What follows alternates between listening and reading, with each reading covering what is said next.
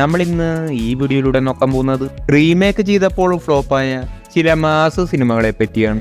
ലിസ്റ്റിലാക്കിയത് 2015 പുറത്തിറങ്ങിയ മണിരത്നം ഡയറക്ട് ചെയ്ത ദുൽഖറിന്റെ ഓക്കെ കൺമണി സിനിമയാണ്. 6 കോടി ബഡ്ജറ്റിൽ വന്ന സിനിമ ടോട്ടൽ 56 കോടി കളക്ഷൻ നേടി. ഇതൊരു മ്യൂസിക്കൽ റൊമാൻറ്റിക് മൂവിയായിരുന്നു. ഈ ഒരു സിനിമ 2017 ഓക്കെ ജാനു എന്ന പേരിൽ ഹിന്ദിയിലേക്ക് റീമേക്ക് ചെയ്തു. ആദിത്യ റോയ് കപൂർ, ശ്രദ്ധ കപൂർ ഇവരായിരുന്നു മെയിൻ ഗസ്റ്റിംഗ്. സിനിമ ഒരു ഫ്ലോപ്പ് ആയിരുന്നു. 27 കോടി ബഡ്ജറ്റിൽ വന്ന സിനിമ 34 കോടി മാത്രമേ കളക്ഷൻ നേടിയുള്ളൂ.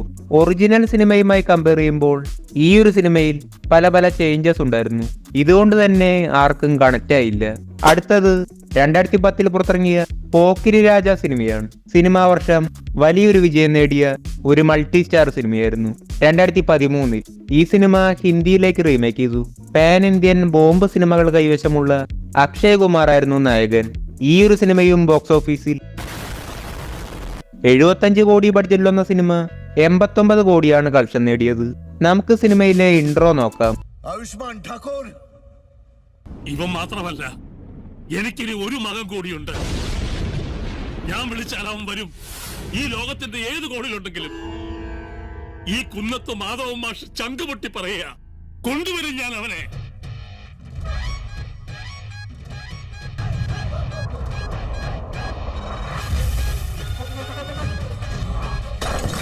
സിനിമയ്ക്ക് പറ്റിയ മിസ്റ്റേക്ക് എന്തെന്നാൽ സിനിമയിൽ കോമഡി സീനുകൾ കൂടുതലായി ആഡ് ചെയ്തു.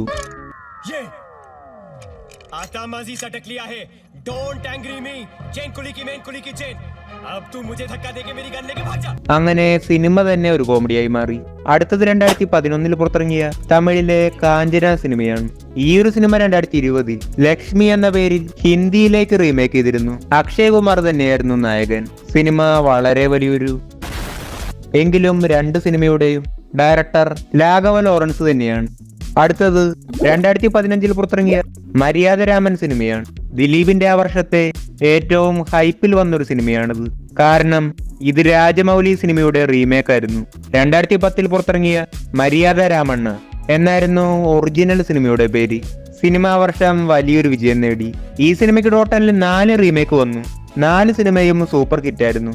5ാമത്തെ റീമേക്ക് ആയിരുന്നു മലയാളത്തിൽ. സിനിമയിലെ മെയിൻ സംഭവങ്ങൾ നടക്കുന്ന ഈ വീടിന് സെറ്റിടാൻ 2 കോടിക്ക് മേലെ ചെലവായി. 5 കോടിക്കടുത്ത് സിനിമയ്ക്ക് ബഡ്ജറ്റ് ഉണ്ടായിരുന്നു. ആ ടൈമിലെ ചെറിയൊരു ബിഗ് ബഡ്ജറ്റ് സിനിമയായിരുന്നു. പക്ഷേ ഈ സിനിമ എന്തുകൊണ്ടോ മലയാളത്തിൽ മാത്രം ഫ്ലോപ്പായി മാറി. മികച്ചൊരു സിനിമയായിരുന്നു. 6 കോടിയാണ് കളക്ഷൻ നേടിയത്. മര്യാദരാമണ്ണ എന്ന സിനിമ ആ ടൈമിൽ 28 കോടി കളക്ഷൻ നേടി.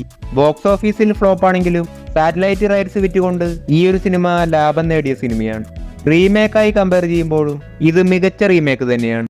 എന്തായാലും കുടിച്ചോളൂ.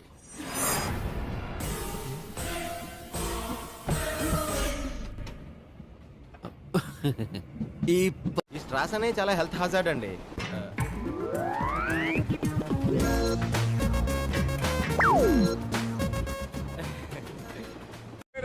रख ले चेंज दे रहा था. चेंज तो मैं लेता ही.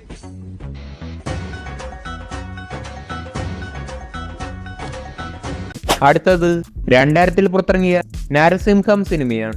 ആ വർഷം ഏറ്റവും വലിയ വിജയം നേടിയ ഒരു മൾട്ടി സ്റ്റാർ സിനിമയായിരുന്നു ഇത്. ഈ സിനിമ പിറ്റേ വർഷം 2001 തെലുങ്കിലേക്ക് റീമേക്ക് ചെയ്തു.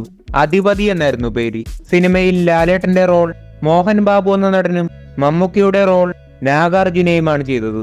സിനിമാ വർഷത്തെ വളരെ വലിയൊരു. അടുത്തത് 2004 പുറത്തിറങ്ങിയ റൺവേ എന്ന സിനിമയാണ്. കോമഡി റോളുകൾ കൂടുതലായി ചെയ്തിരുന്ന ദിലീപ് ഒന്ന് ട്രാക്ക് മാറ്റിയപ്പോൾ ആ വർഷം കിട്ടിയ ഏറ്റവും മികച്ചൊരു മാസ സിനിമയായിരുന്നു റൺവേ. ഈ ഒരു സിനിമ തെലുങ്കിലേക്ക് റീമേക്ക് ചെയ്തിരുന്നു. നായകടു എന്നായിരുന്നു പേര്. രാജശേഖർ എന്ന നടനായിരുന്നു പരമശിവൻ ക്യാരക്ടറെ അവതരിപ്പിച്ചത്. സിനിമ വളരെ വലിയൊരു. ഇത് നിങ്ങൾ കണ്ടിട്ടുണ്ടോ എന്നറിയില്ല. അടുത്ത കാലത്ത് വൈറലായ റൺവേ സിനിമയുടെ ഒരു കോമഡി റീലാണിത്. പുണ്യാളം കൊണ്ടുവന്ന ഇവനെ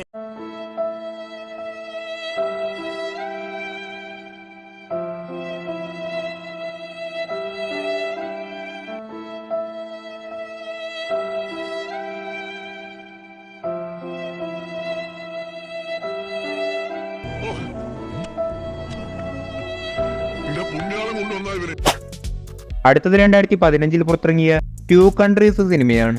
12 കോടിയായിരുന്നു സിനിമയുടെ ബഡ്ജറ്റ്. സിനിമ 50 കോടിക്ക് മേലെ കളക്ഷൻ നേടി.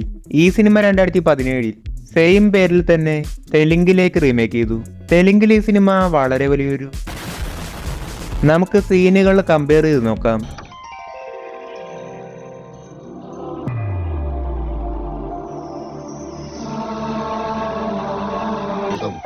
ఇదేంట్రా జాతరలో కాదరగాడి షాప్లో ఉంది. അടുത്തത് 1995 പുറത്തിറങ്ങിയ ലാലേട്ടന്റെ സ്ഫടികം സിനിമയാണ്. ഏറ്റവും കൂടുതൽ ഫാൻ ബേസ് ഉള്ള ലാലേട്ടന്റെ മികച്ചൊരു ക്ലാസിക് സിനിമയാണ് സ്ഫടികം. ഈ സിനിമ 2007 തമിഴിൽ വീരാപ്പ് എന്ന പേരിൽ പുറത്തിറങ്ങി. സുന്ദർ സി ആയിരുന്നു നായകൻ. സിനിമ വളരെ വലിയൊരു.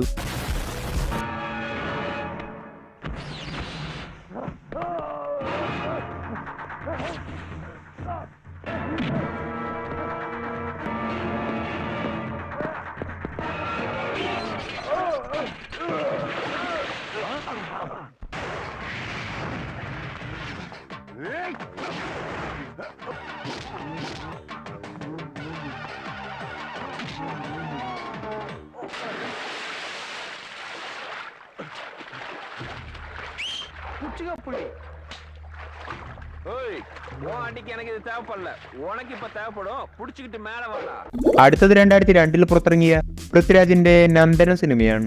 ആ വർഷം വലിയൊരു വിജയം നേടിയ പൃഥ്വിരാജിന്റെ ആദ്യത്തെ സിനിമയായിരുന്നു ഇത്. 2011 സീഡൻ എന്ന പേരിൽ ഈ സിനിമ തമിഴിലേക്ക് റീമേക്ക് ചെയ്തു. ധനുഷും ഉണ്ണിമൂന്തനും സിനിമയിലെ മെയിൻ ക്യാരക്ടേഴ്സ് ആയിരുന്നു. തമിഴ് ഓഡിയൻസിന് വേണ്ടി സിനിമയിൽ പല മാറ്റങ്ങൾ വരുത്തിയെങ്കിലും സിനിമ ഒരു ഫ്ലോപ്പ് ആയിരുന്നു.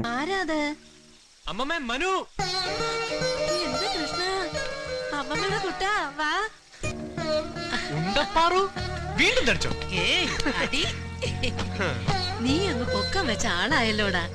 യാത്രയൊക്കെ സുഖമായോ? ഓ അമ്മമ്മയുടെ ബാലാമണി എന്താ എന്നെ ഇങ്ങനെ തുറച്ചു നോക്കുന്നു?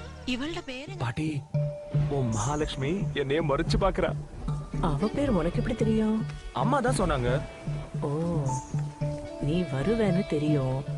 ஆனா எப்போ என்னைக்கு வருவேன்னு உங்க அம்மா என்கிட்ட சொல்லல. சரி, அதெல்லாம் ஒண்ணும் வேணாம் பாட்டி, நான் எடுத்துக்கிறேன். അടുത്തത് മലയാളത്തിലെ ലൂസിഫർ സിനിമയാണ്. നിങ്ങൾക്ക് തന്നെ അറിയാം, ലൂസിഫർ സിനിമയുടെ തെലുങ്ക് റീമേക്ക് ആയിരുന്നു ഗോഡ് ഫാദർ. 120 കോടി ബഡ്ജറ്റിൽ വന്ന സിനിമ 100 കോടിയാണ് തിരിച്ചു പിടിച്ചത്. സിനിമ വളരെ വലിയൊരു.